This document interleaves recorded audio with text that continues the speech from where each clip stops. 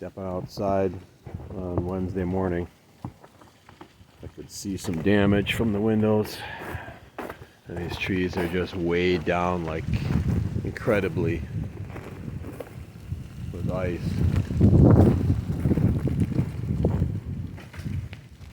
You can hear the ice hitting.